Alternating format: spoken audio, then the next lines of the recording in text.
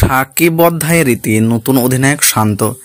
2017 সালের এপ্রিলে সাকিব আল হাসানকে টি-20 দায়িত্ব দিয়ে 3 ফরম্যাটে 3 অধিনায়কের যুগে প্রবেশ করেছিল বাংলাদেশ।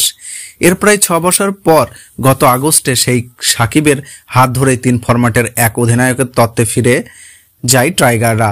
এবার একসঙ্গে 3 ফরম্যাট থেকে দায়িত্ব ছাড়ার সাকিবের নেতৃত্বে অধ্যায়ের ইতি ঘটল।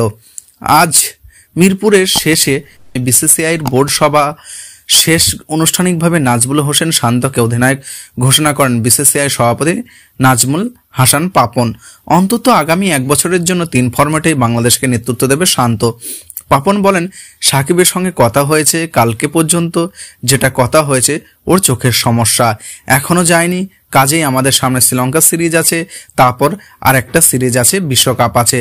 আসলে তাকে পাবো কিনা আমরা নিশ্চিত না। অবশ্যই ও আমাদের পছন্দ অধিনায়ক হিসেবে সবসময় ছিল, এখনো আছে। দুর্ভাগ্যবশত যেহেতু একটা অনিশ্চয়তা রয়ে গেছে, এটার জন্য আমরা থামতে চাচ্ছি না, কাজেই আমরা সিদ্ধান্ত আর দেরি করতে চাই না। এখন থেকে বিশ্বকাপের খুব বেশি দেরি নেই, এই সময় যেন ভালোভাবে দলটা চলতে পারে। সেই জন্য 2009 সালে ওয়েস্ট ইন্ডিজ সফরে মাশরাফি বিন মুর্তজা সহ অধিনায়ক ছিলেন সাকিব। প্রথম টেস্ট মাশরাফির ইনজুরিতে পড়ার স্বাভাবিককে ভারপ্রাপ্ত অধিনায়ক করা হয়। সেটাই ছিল নেতা সাকিবের প্রথম অ্যাসেসমেন্ট, যেখানে নিজেকে প্রমাণ করার পরেও সিরিজে তাকে ভারমুক্ত করে আনুষ্ঠানিকভাবে নেতৃত্ব দেন বিসিবি। প্রথম দফায় দলকে নেতৃত্ব দিয়েছিলেন প্রায় 2 বছর। 2011 সালে জিম্বাবুয়ে সফরের পদ অধিনায়কত্ব থেকে সরিয়ে দেওয়া হয় এই অলরাউন্ডারকে। এরপর 6 বছর পর 2017 সালে মাশরাফি বিন মুর্তজা টি-20 থেকে অবসরে গেলে টি-20 ফরম্যাট দিয়ে আবার নেতৃত্ব ফেরেন সাকিব। একই বছরে মুশফিকুর রহিমের কাছ থেকেও দ্বিতীয়বারের মতো সাদা পোশাকের অধিনায়কের দায়িত্ব পান তিনি।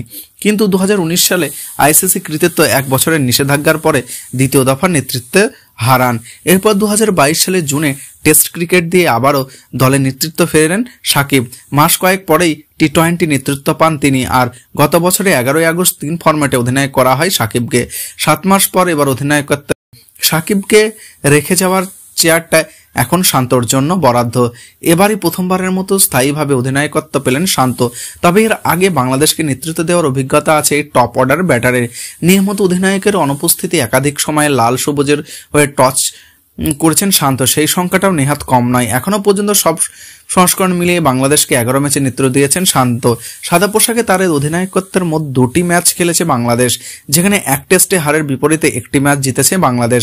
ওয়ানডেতে শান্ত নেতৃত্বে 6 ম্যাচ খেলে 5 ম্যাচে হেরেছে বাংলাদেশ, বিপরীতে 1টি ম্যাচে জয় পেয়েছে টাইগাররা। টি-20তে 3 ম্যাচে 1টি হার দিয়েছে শান্ত, অপর একটি ম্যাচ পরিত্যক্তই রয়েছে।